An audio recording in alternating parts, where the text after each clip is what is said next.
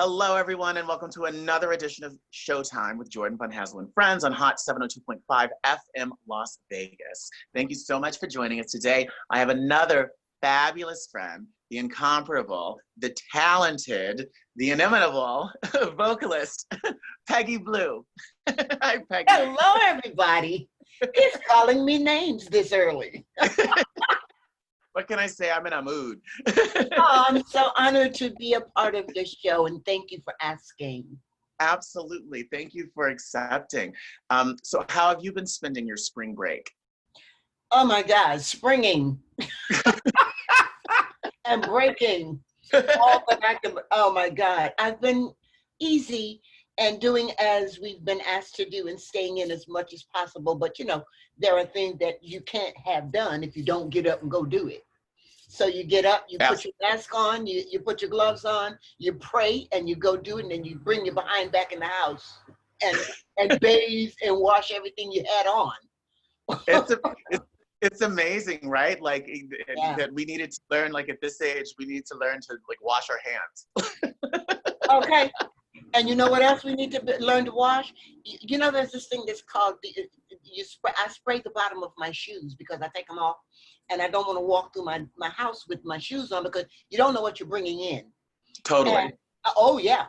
And I get undressed when I walk in my door. I take my clothes off, put them in a bag and go immediately and wash them. Down it's only like 2 doors down from my apartment, it's on my floor, but I throw them in that machine and wash them. And if I can wash it by hand, I do that too. Because some of the stuff, you can just put in and but you don't want to track any of this mess into your house because it could kill you. Yeah, I know. It's really funny how you don't really realize how gross everything is until something like this happens. I was watching Andrew Cuomo give his speech about New York, and he goes, it never even dawned on us to disinfect the subway. And that I don't really understand because people do all kinds of, I'm a New Yorker, so people do all kinds of stuff in the subway. Exactly, and I'm thinking about all the strap hanging I've done in my life, and I'm like, oh my God. Okay. Yes, you're right. Oh my goodness. So have you been working on any new projects? Now you just released a new song, right? Two, sorry. One is an R&B called Man Enough. Okay. And the question is, are you man enough for me? The answer is probably, well, I won't answer that one. But anyway, it was written, that one was written by, oh my God, I call him Professor Phil Cody, who is he wrote stuff for me too. One of the songs that he wrote for me, with me, on my Living on Love, went to #1 in 5 countries. Holla! Right together. But he is also the writer for Neil Sedaka. Anything that Neil Sedaka did, he did. He wrote. Oh, awesome. So he, and many, many, many other huge artists. So he gave me that one. He wrote that one for me. And then the next one was written by Jean Demery, and it's a gospel one. Okay. And it's called You Brought Me Through. And baby, don't we need to be brought through now? That's my favorite. Indeed. How did that song come about? That song came about as a result of some of the nastiness that my life had been through out of nowhere from somebody else who just shoved something onto me, and it almost took my life. And at one point I did want to not live because I didn't think I was worth it. But John is like, Gene is like one of my sons. He's like my son. And he knew what was happening with me. And he called me up one day and he calls me Mom. And he said, Mom, I wrote something for you. And I said, you did? And he sent it to me. And he said, can you hear me? I certainly can. And he said, yeah, Mommy, I wrote this just for you. And when I got that and he sent me the lyric sheet, I was like, oh my God, it's not. And see, he knows me from his childhood. He's a grown man now, married with 2 children. But I know this child from preschool, not preschool, I'm sorry, from middle school.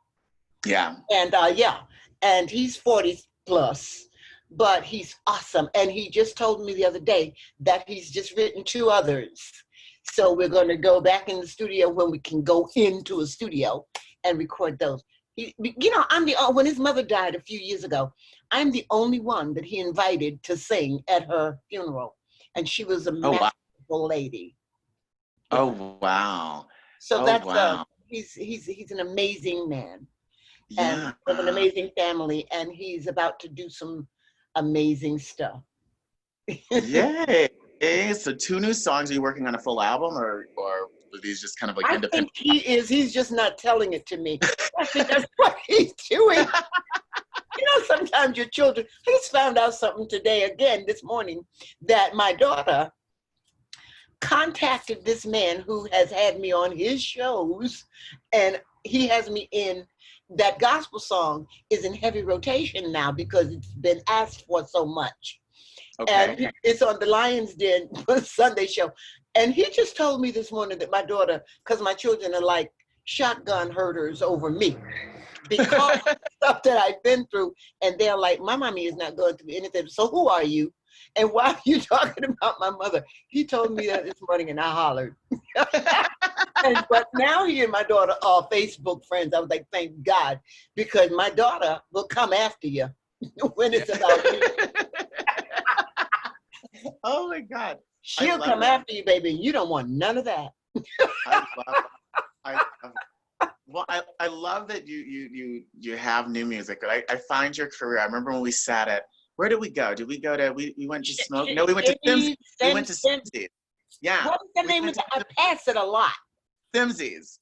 Right there on, is that Burbank? Is it Olive Boulevard? It's Olive. I'm right there on Olive. Street. Mm-hmm. Yeah, I remember you. I had wine and Brussels sprouts, and I don't remember what you were drinking, but it didn't have alcohol in it because homie don't play that. I probably had coffee or tea or something.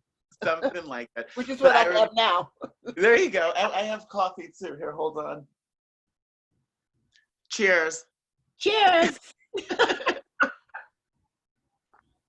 But we sat down, Peggy and I, at Simsies over coffee and wine, and Peggy gave me just kind of like an overview of just her career, and I found it so fascinating because you've worked in every aspect. You've worked in television, you've worked in R&B, you've worked in pop, you won Star Search, like all these really awesome things. I want to learn, because I don't know if we talked about how did you I know like winning Star Search was kind of like one of the bigger things that kind of like helped continue to propel you. But talk to me just kind of like about your origins. Like were you like one of those like, oh, I was 2 singing in the choir, or what just Well, actually that's when I started that. That's amazing that you would say that, because I turned professional at 3. Okay. When we turn professional as entertainers, it's the first time we get paid. Absolutely. For doing what we do. And I was actually 3 years old. And I sang, "When the roll is called up yonder, I'll be there," for the mayor of the town that I was born in. And when he won his mayoralship. Oh. Yeah. And my grandfather, who was head of the Ministerial Alliance, because he was a minister and a pastor, and my Uncle Fred, who was also a minister and a pastor, he was also in the, well, they said, you need somebody to sing. And you hear the end, I'm sorry. That's okay. And he said, you need somebody to sing. So he taught me When the Roll, and because I had just turned 3, I didn't have R's yet. So instead of singing When the Roll is Called Up Yonder, my mother said, you said, when the roll is called up yonder, when the roll. But they accepted it. And my uncle said, you better put somebody because I was so tiny, they put me up on his dining room table, the mayor. And my uncle and my dad and my grandfather said, okay, somebody has to stand at every side of this table because Peggy will start singing and she'll jump off the table and run down.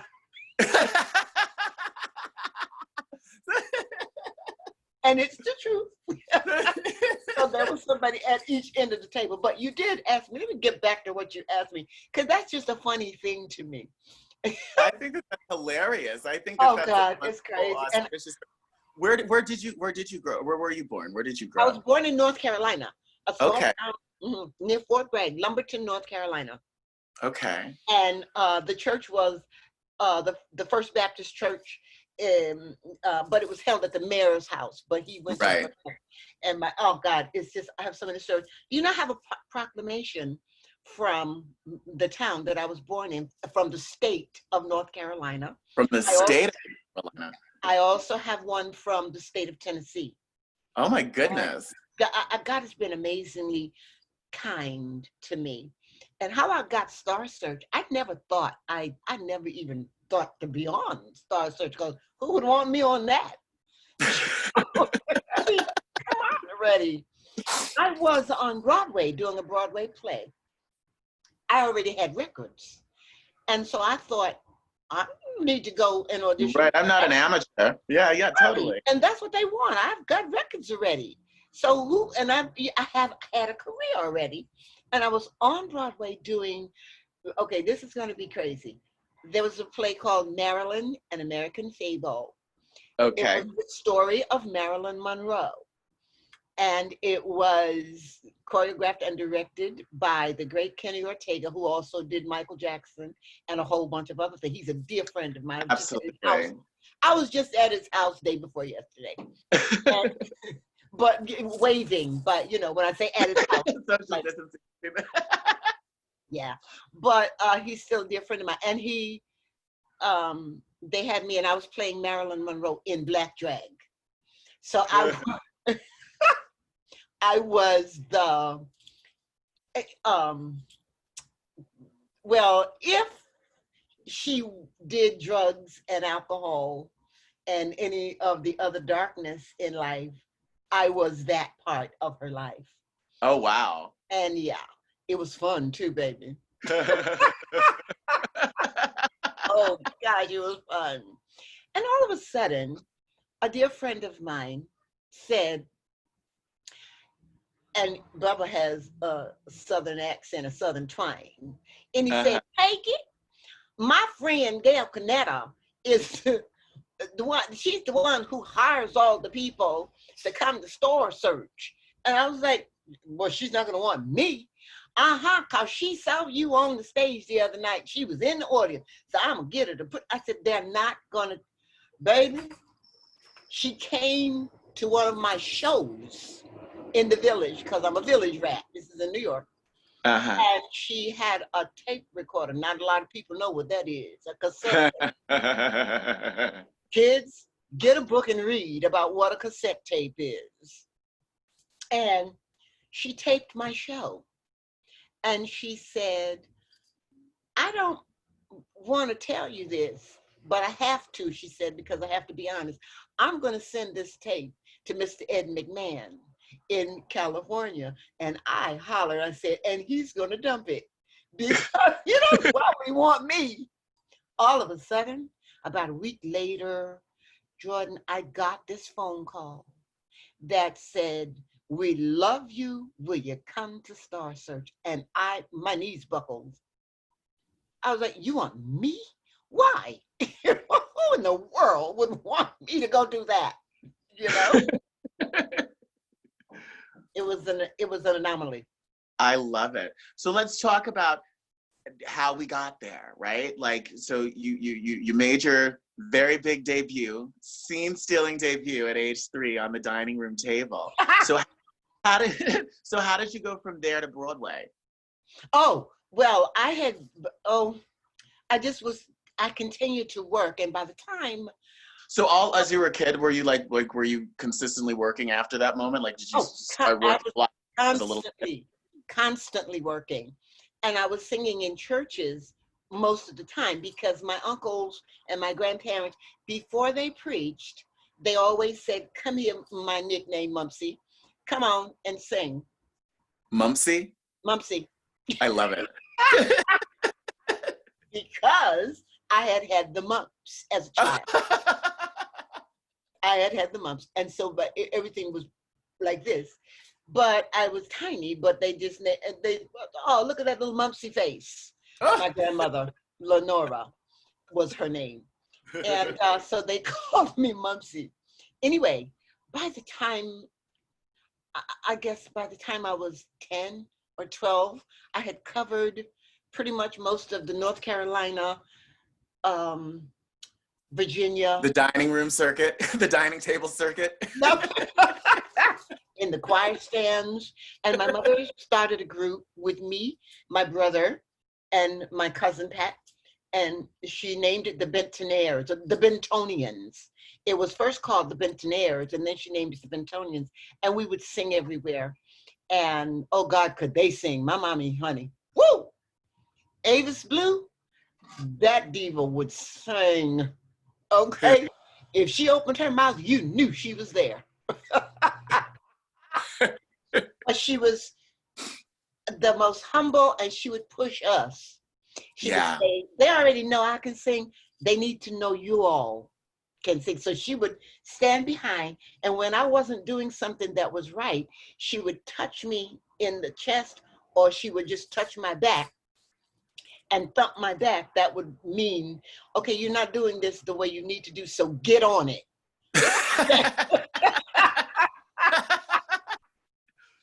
Step on it. And she would say that when you sing, I want you to step in that note and remember what the lyric is. She's the one who taught me lyric content is extremely important. Mm-hmm. and how it's projected. You tell a story in a song, so somebody needs to know. And she taught me to speak.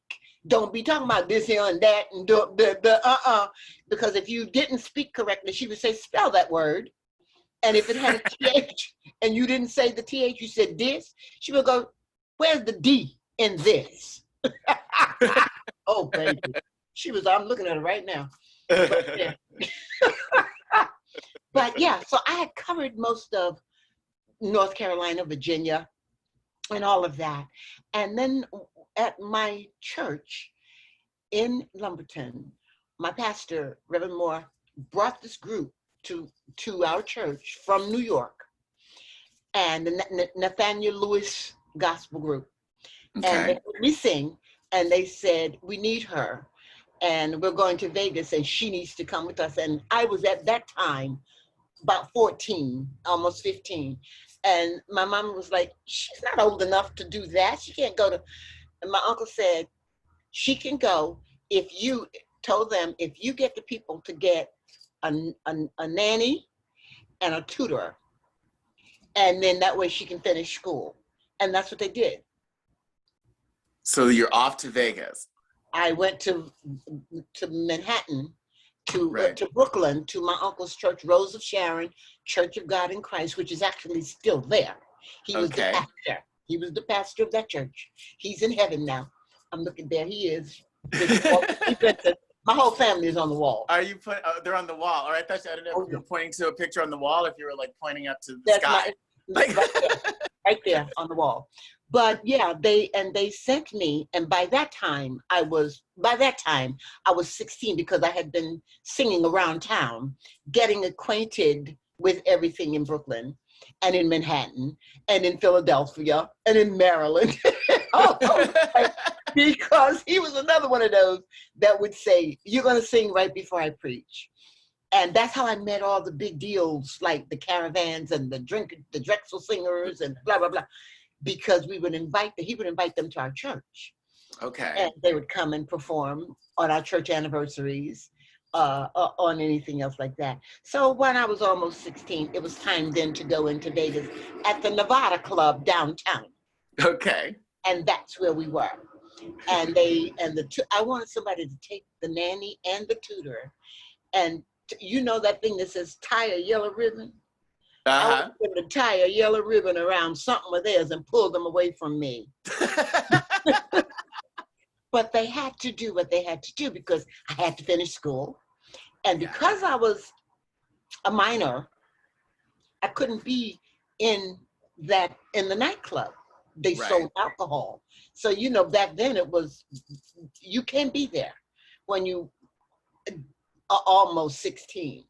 So Totally. they'd allow me on stage. I would go and do what we had to do on stage. And then as soon as we would bow, the nanny was on the side. Come on. She'd tie a yellow ribbon around you and just pull you off. Like, You have to leave the stage and you can't stay around. I was like, okay, already. All right. So, but it was wonderful. Wonderful. how exciting. How long were you playing the Nevada Club? Yeah, 3 months. Oh, wow. We were there. So you couldn't have fun. You couldn't go to the clubs. How did you spend your time when, aside from studying, when you were off stage? Were you just kind of sequestered, or did you explore the city? I was sequestered in my room doing homework. And if I missed something, she would go, "That one is wrong. Do them all again." I only missed one. Oh. I only missed one. She didn't care. Wow. That's why I wanted somebody to tie her up. She didn't care that I'd only missed one answer. Oh, God. Oh, my God. So after your Vegas engagement, what came next? Oh, I went back to Brooklyn. Brooklyn. And then, and then I joined another gospel group called the Gospel Starlets. And, oh, my God, and we recorded. And, I mean, just from one thing led to another. And then I remember we had invited the Raymond Raspberry Singers, the Gospel Starlights. We had our anniversary. We were having our anniversary. And Mrs. Faison, she invited that group to come and sing. And the lead singer's name was Carl Hall. Okay. For the Raymond Raspberries. And he said to me, I was singing and I came down, of course, because I can't be still, because I gotta talk to the people in the audience. I can't just stand in one spot. I am not a one spot woman. Okay. So anyway, I started singing, and halfway down the aisle, there he was, standing, screaming, "Sing!" And he said at the end of the service, "What'd you say your name is again?" And I told him, he said, "Have you ever sung anything other than gospel?" And I said, "No, because the show that we did in Vegas was gospel." Right. And and I said, "No, but I can." And he said, "Here's my phone number." This was on Sunday. "This is my phone number. Call me tomorrow morning at 10 o'clock. And I said, "Oh." And as I was leaving to go to the car to go home, he said, "And don't be late." I said, "Okay." I said, "Okay, I won't be late." So I called him at 10 o'clock that Monday morning. And Jordan, that man told me some of the most amazing stuff that he thought of me and my gift. And it was always my gift, not a talent. It is a gift because it is sent from above. I came here with it. I came into the world singing. That's what it says. My grandmother said it. And I'll tell you that story later. But he said to me, "You said you've never sung anything other than gospel." And I said, "No." He said, "Well, I want you to meet me at the recording studio." And he told me which studio. I can't remember because we were in every studio, in Manhattan. He said, "Meet me there tomorrow, and I'm going to put you on this session." And he sang the part to me, and I captured it because I can hear a rat pee-pee on cotton. As that's where I got that phrase from. He would show stuff to me once, and I would grab it, and he'd say, "You can hear and this was Carl, "You can hear a rat piss on cotton."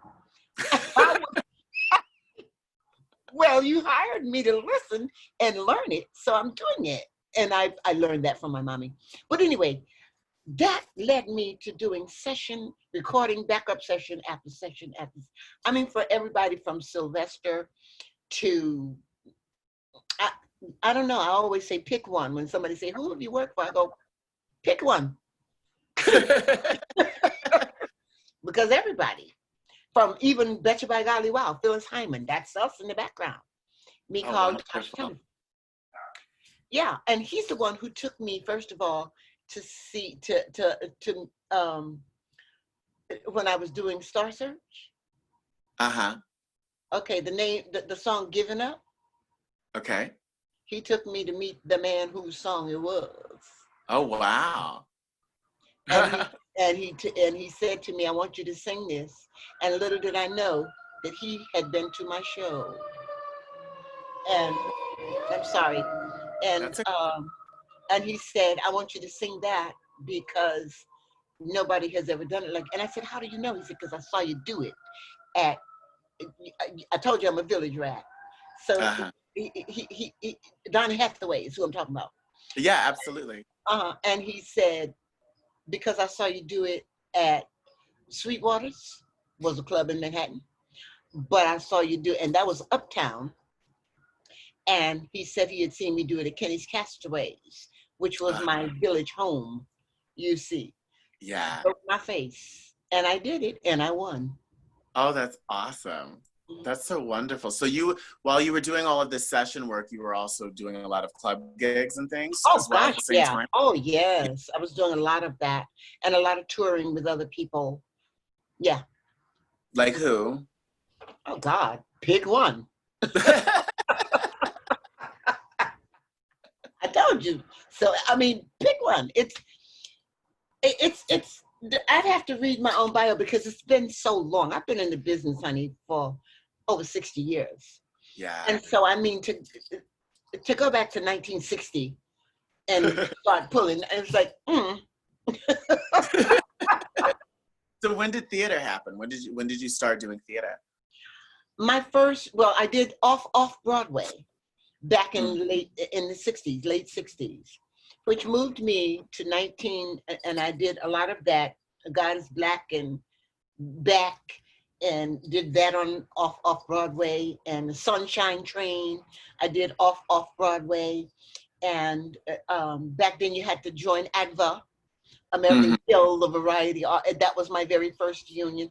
I think I was about 17 then, 17, 15, somewhere around there, which led me to The Wiz, and I didn't go to audition for The Wiz.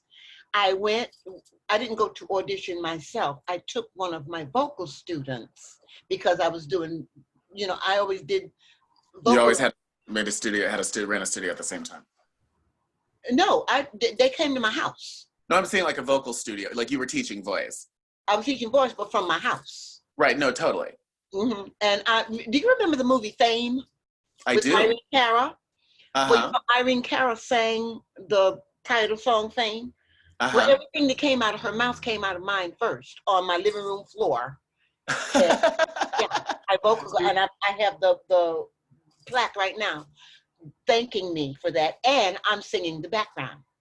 Oh my God, I had no clue. How awesome is that? I'm fabulous. Remember, and I hired her, and remember, Fame. Forever. It's early. I ain't warmed up. So, but anyway. and in a couple of weeks, I'm gonna be 192. So the fact that I have a voice still is an amazing miracle. Thank you, Father. And it still works. But anyway. So you out of off Broadway, and then I did that, and I went with my student, whose name was Mimi Lucatio Dumbia, and she went to audition for Eveline. Okay. Well, I had. Was this before it had opened, or is this like had it already opened and it was already? Oh no, it was running. Okay. It was running on Broadway, and the National was already up. This is 1975. Okay, got it. 1975, and it was already there, and so she called me up that Sunday, and her audition was on Monday. I can't go. I said, what do you mean you can't go? All this time we've been working together to get you to sing this. I gave her everything. And she said, I'm afraid. And I was like, what are you afraid of? You wanted to do this, and they accepted you, so you have to show up. She said, the only way I'm going to be able to go is if you go with me. And I said, Mimi, you know they don't allow that. No one can go into the audition except you. Okay, so when I got there with her to the theater, lo and behold, the doorman and security guard had just seen my show that Saturday night in the Village. And I walked in and he goes, I know who you are. And I said, You do? I didn't do it. They lied. And he hollered. He hollered. And he said, "You're Peggi Blu, please come." And I stood behind the curtain while she was on stage singing. And she didn't get it. And when she finished singing, he walks on stage and says to Linda Twine, who is in the pit playing piano, "You'll never believe who I got back here behind this curtain." And she said, "Who?" And he said, "Peggi Blu." Linda Twine says, "Push her onto the stage." I was like, "What do you mean push her?" He literally came and grabbed my arm and literally pushed me onto the stage. And I was like, "Why are you doing this?" She puts the book in my hand, The Feeling We Once Had, written by Charlie Smalls, who wrote all the music. Right. And was a friend of mine. We had a band together called C. Smalls and Company. And when I started, didn't think to call you before it opened for the. They weren't calling people. People were going to audition. Oh no!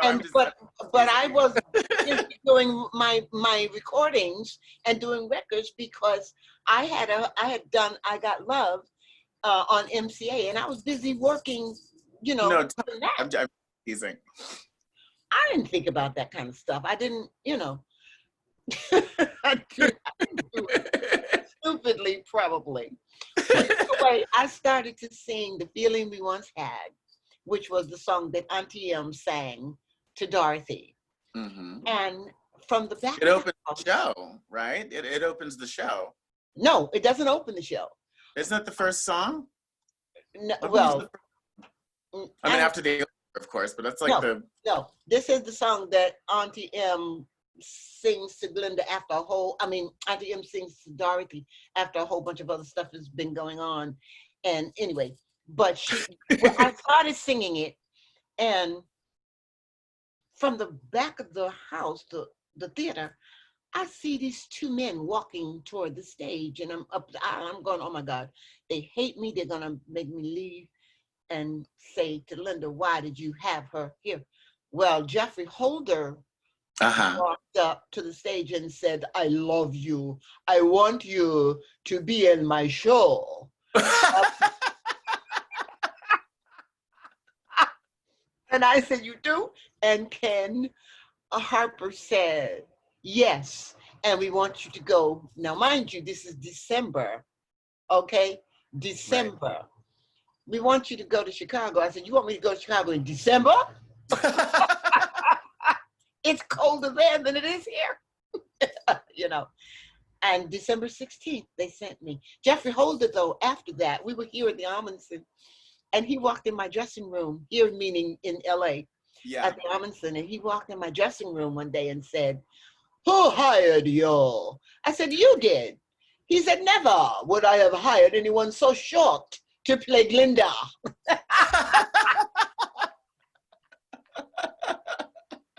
Because I'm only 5'4". But he didn't know that because I wear 6-inch high heel shoes. Even now, I can still wear them. And I got so tickled. He said, "But I love your work. And from the stage, nobody knows that you're tiny."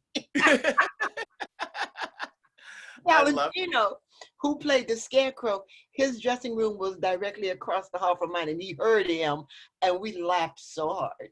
That is so funny. How long did you stay on the tour with The Wiz? I was there from 75, the end of 75 to 79. Got it. I came off in 79. So, but now before all of this, you had a recording. You were doing your own recordings, or were you just doing the session work? So talk to me about your first contract. How did that come about? Carl Hall. Okay.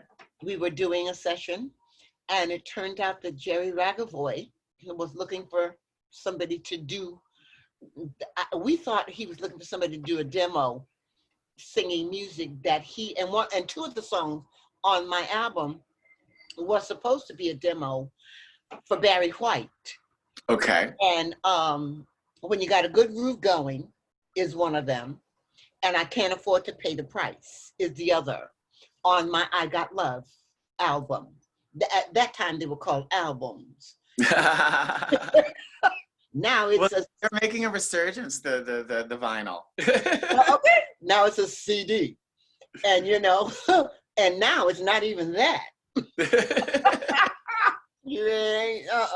But anyway, when Carl said, come and do this for Jerry. And Jerry said, I love the sound of your voice. I love your energy. Would you be interested in doing your own album? And I was like, yeah, because I had done gospel albums with my gospel groups before. And we were touring doing that. We'd been everywhere, you know, right. Mainly churches or concert halls doing a gospel shows. We would open for people like the Caravans, and we would open for, I mean, you know, everybody, the Davis Sisters and all of those. And he said, would you be interested? And I thought, sure I would. Well, when I ended up doing I Can't Afford to Pay the Price, and when you got a good group going, Jerry called Barry White. We were at Counterpoint Studios, is where I recorded that album in Manhattan. He called Barry and said they were supposed to be the demos for Barry, who didn't really need it, but he was written them. And Barry heard it, and Jerry said, pick up the extension. Back then, you had an extension phone like this. Did you do? I know. But my mother's Princess phone is sitting right there. I can show you, white with gold trim. And so I picked up the other phone, and I heard Barry say, Jerry, who is that? And he said my name, and he said, give her these songs and record it on her, because there's no way I'm going to sing this after that. I was like, is he crazy? I must have messed up really, really bad. And he said, no, he loved everything you did. And Jerry wouldn't let me talk to him because he didn't want any friction. Right. And so he let me have them, and they're both on my I Got Love MCA album. That's wonderful. 1979. Wow. That album. That's fantastic. How many recordings did you make for MCA? How many? It was only that one album. We only did that one. Yeah. Got it. And Jerry got ill and wasn't able to, but I'm still in touch with Marcus Miller on bass. He's on the bass. And at first it was Will Lee. And Will found me after all these years and sent me a friend request, and we've become friends again. Oh my goodness. Yes, after all this time. Isn't that funny how people like come in and out of your life in such random time? Blue, like people you worked with 20 years ago, all of a sudden, and then it's like you never missed a beat, but then also like who knows what kind of new, fresh creation, so creativeness might come out of it. It's amazing.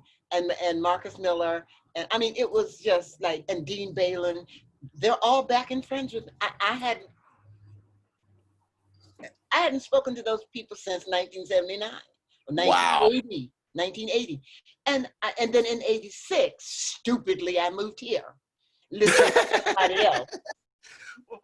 Well, I always came here to work. I loved it to come here to work, but I'm a New Yorker, and I love going home because that's where my family is, And I didn't have family here. I didn't have anybody here, but I moved here because somebody else wanted to, and when you want to please somebody else, you do what they want, and then you find out you are stupid.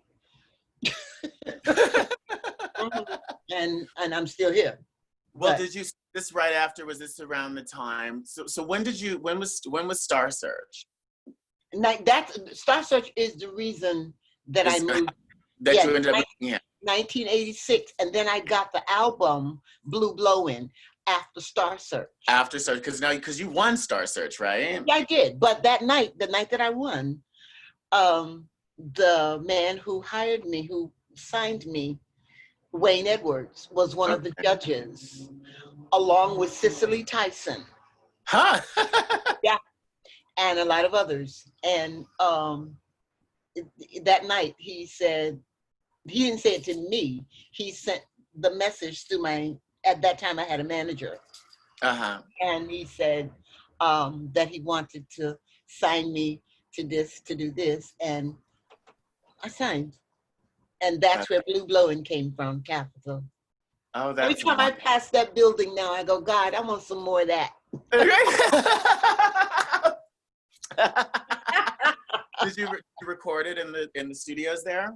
Yeah, That's so yeah. exciting. It was That's so awesome.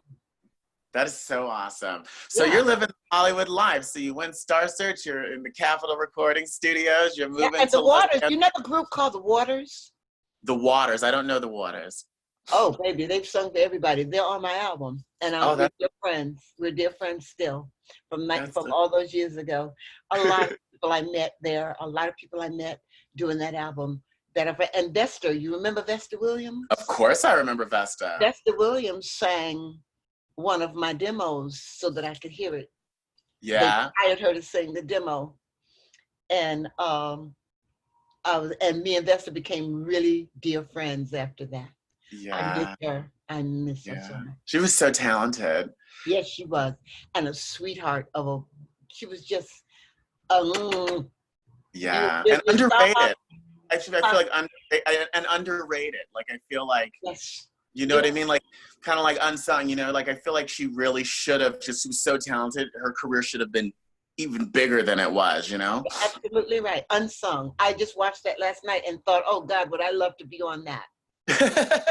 I would love to be on that show.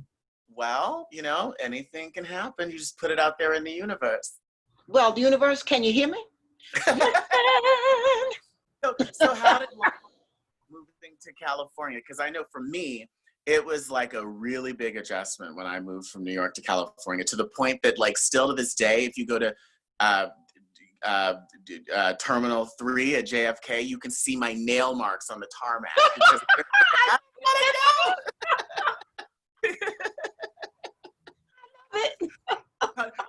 So how was the transition for you? Strange.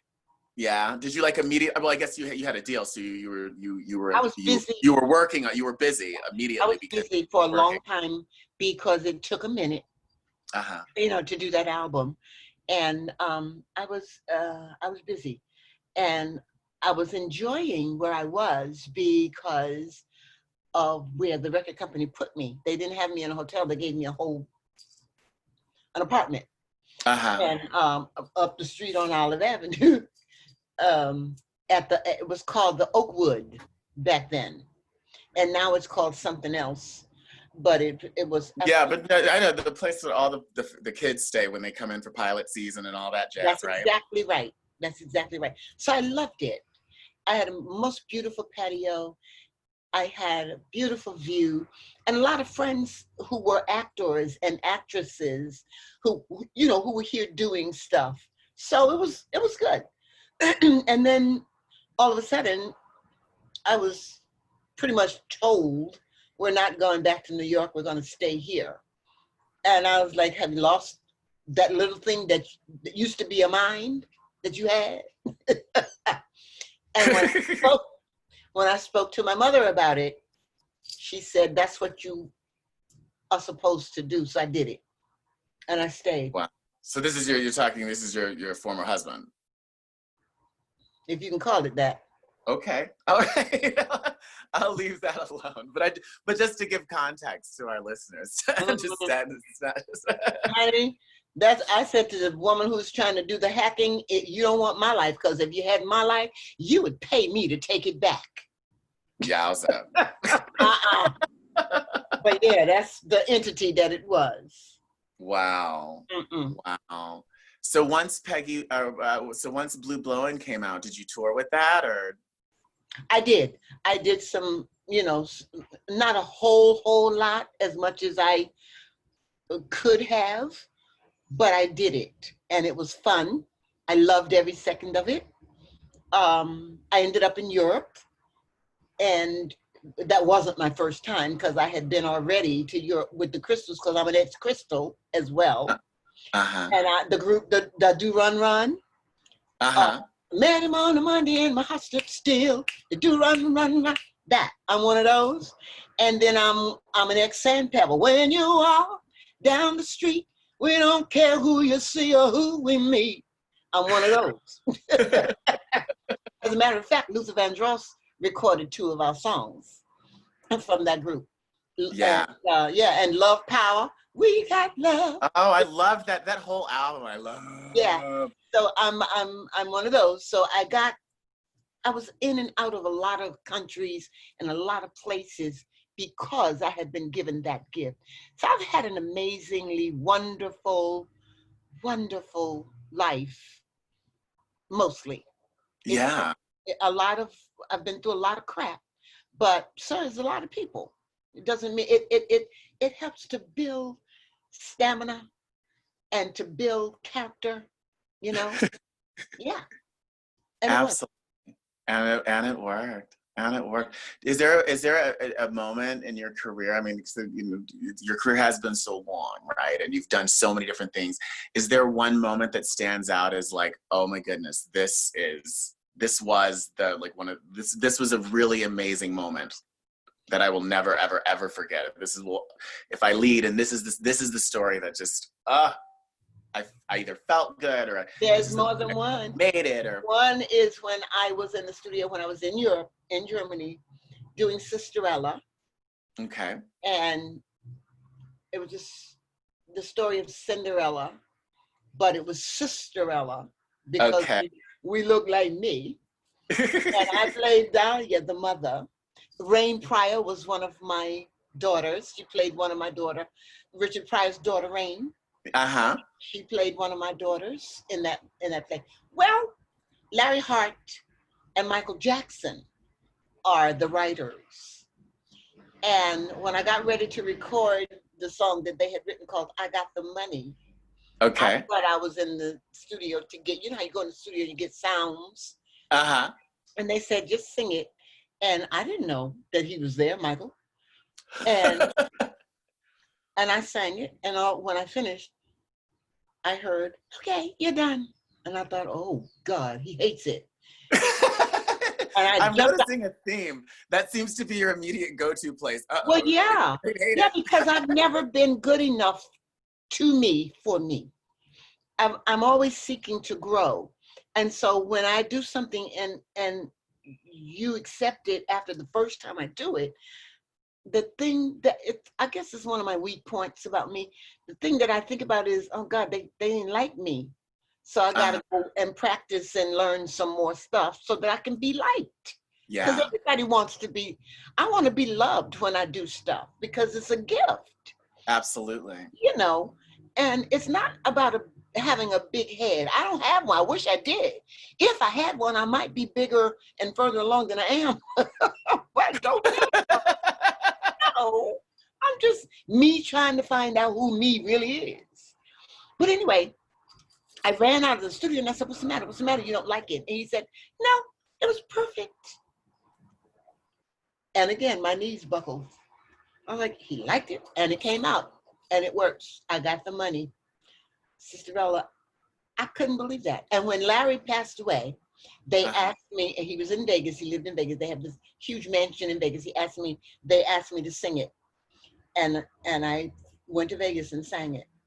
Oh, how wonderful. That was one. And then one of the others is when we were at the Apollo and I got called to ask, they were having this amazing, all the artists were on that stage that night performing.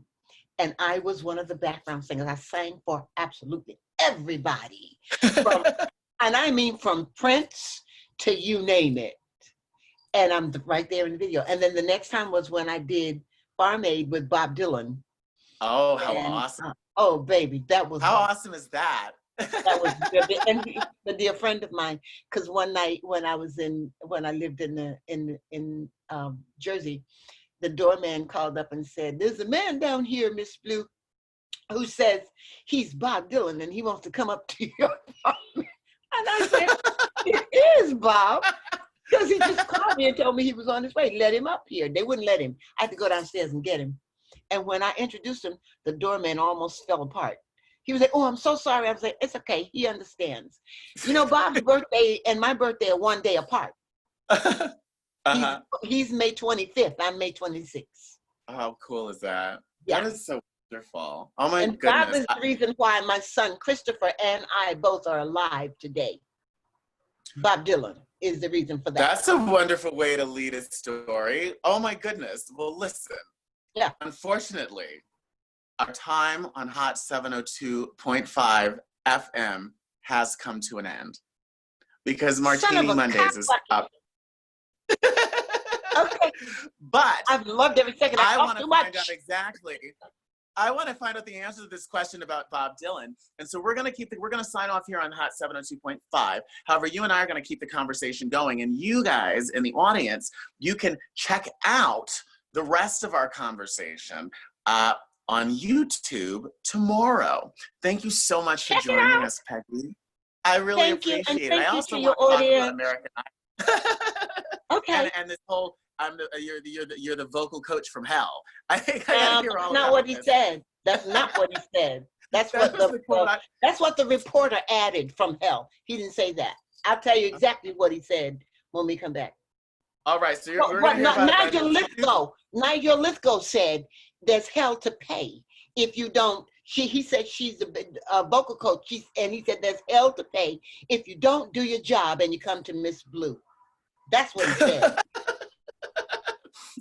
And we're going to end it there. Thank you all for listening. We'll catch you next Monday at 5 p.m. for another episode of A Showtime with Jordan Von Haslow. Come on over to YouTube and check out our after party, and we're going to learn all about these pending questions about Bob Dylan and about Nigel Lithgow. Thanks so much. Martini Monday's next. Bye. Bye.